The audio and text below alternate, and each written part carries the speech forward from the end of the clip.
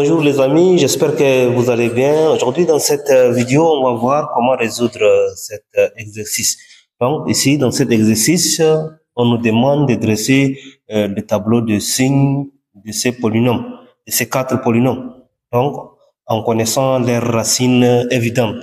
Nous avons ici le x1 et le xd, c'est-à-dire les valeurs qui annulent nos polynômes. Donc ici, on connaît déjà les racines. Dans les cas où on vous donne pas les racines, c'est à vous de chercher la racine évidente et de dresser votre tableau.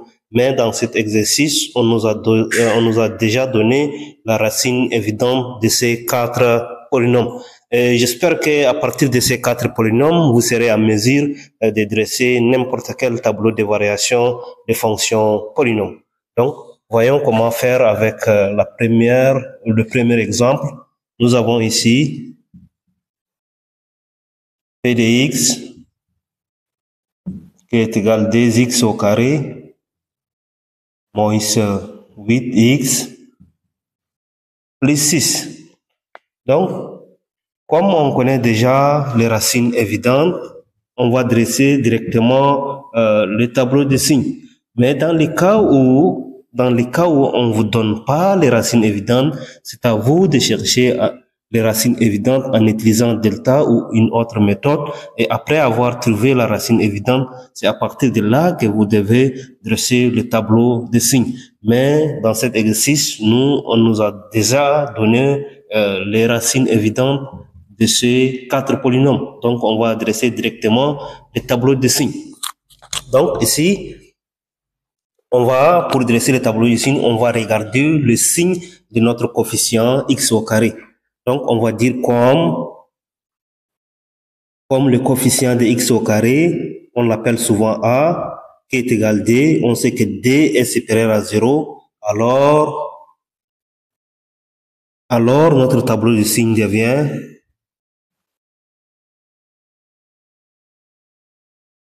ici, je mets x, et là, je mets l'intervalle dans lequel j'étudie mon fonction.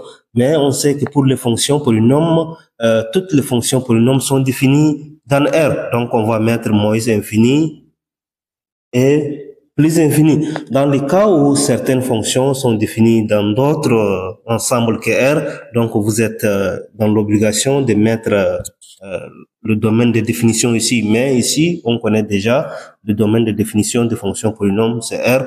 Donc, on va mettre moins infini et plus infini. Et dans cette case, on va mettre P de x, c'est-à-dire la fonction qu'on étudie son signe. Donc ici, on va mettre P de x et j'ai fait deux colonnes. Dans la première colonne, je vais mettre la valeur de x1, c'est-à-dire x1 est plus petit que xd, donc je le mets à gauche. Donc ici, je mets x1 et la plus grande valeur, je le mets à droite.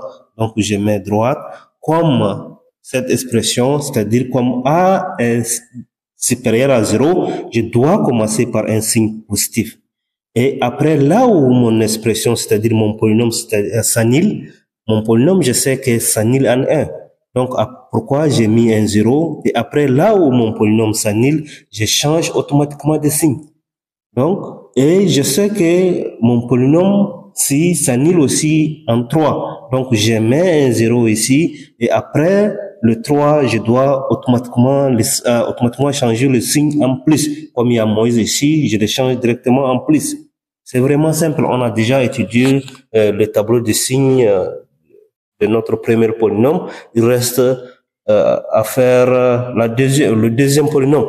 Donc, c'est vraiment simple. Il suffit seulement de regarder le coefficient de x au carré. Si le coefficient de x au carré, si le coefficient de x au carré est positif, on commence directement par un signe positif.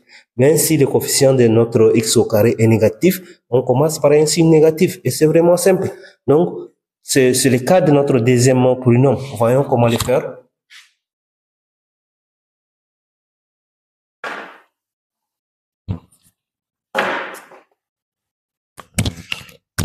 Donc, ici, j'ai P, exemple numéro 2, j'ai Q de x.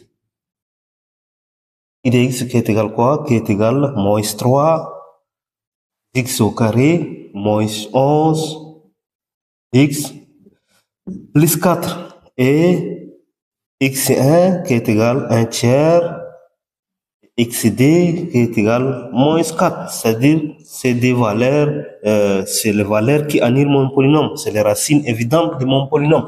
Donc, à partir de là, qu'est-ce que je dois dire? Comme je considère toujours le coefficient de x au carré comme a qui est égal à moins 3. Je sais que moins 3 est inférieur à 0. Inférieur à 0, alors mon tableau de signes devient, je mets moins infini ici, l'ensemble des titres est plus infini ici, et je mets x ici pour signifier que x appartient à cet ensemble. Et je mets mon polynôme q de x ici. Donc, et je mets les solutions là. Je commence par la plus petite. Donc, la plus petite, c'est moins 4. Je mets moins 4 ici. Et la plus grande, c'est 1 tiers. Donc, je mets 1 tiers ici. Et je regarde le coefficient de x au carré. Comme ici, j'ai dit, le coefficient de x au carré est inférieur à 0. Je dois commencer par un signe négatif. Et là où mon polynôme s'annule, je mets un 0 et je change automatiquement les signes. Donc, il y a une autre valeur aussi, qui annule mon polynôme. Donc, je mets 0 ici. Comme c'est plus, je le change directement en moins.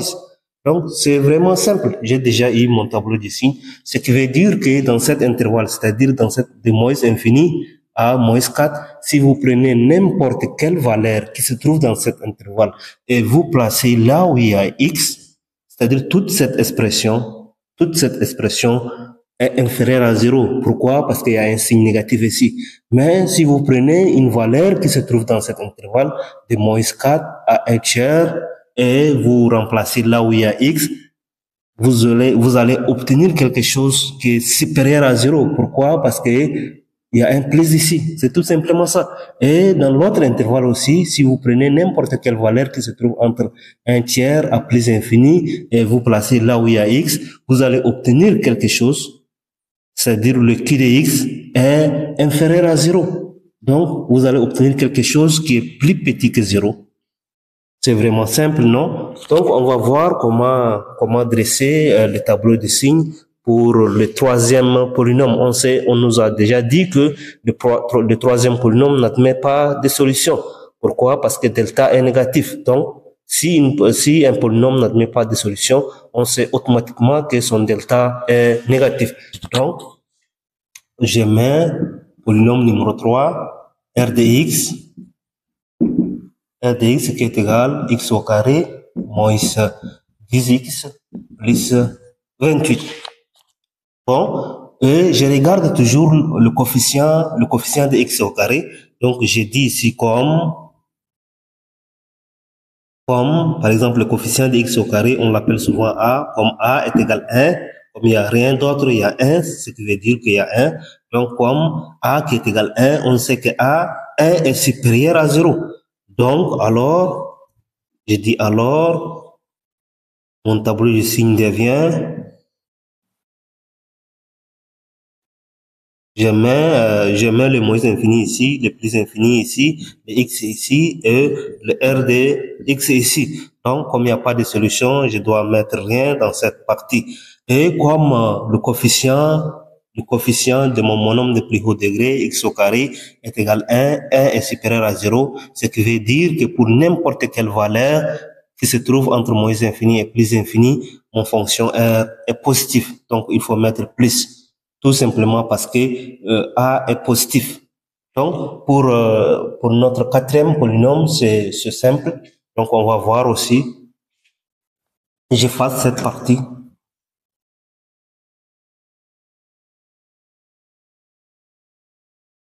Donc, pour la quatrième, s de x, ici je mets 4, s de x qui est égal quoi? S de x qui est égal à moins 2x au carré, moins 8x, moins 11. Donc, pour cette polynôme, je sais que le coefficient de x au carré est négatif. Je dis tout simplement comme a est égal à moins d et je sais que moins d est inférieur à 0. Alors, le tableau de signe devient jamais moins infini ici, plus infini ici, comme d'habitude, dx ici et s de x ici. Donc, comme le coefficient de x au carré est inférieur à 0, je mets tout simplement un signe négatif. Donc, ce qui signifie que pour n'importe quelle valeur qui se trouve dans l'intervalle R, et vous le placez là où il y a x, vous allez obtenir toujours quelque chose de négatif, inférieur à 0. Et c'est simple. Si vous avez des questions, surtout n'hésitez pas à les laisser dans les commentaires. Comme ça, on va vous répondre très rapidement.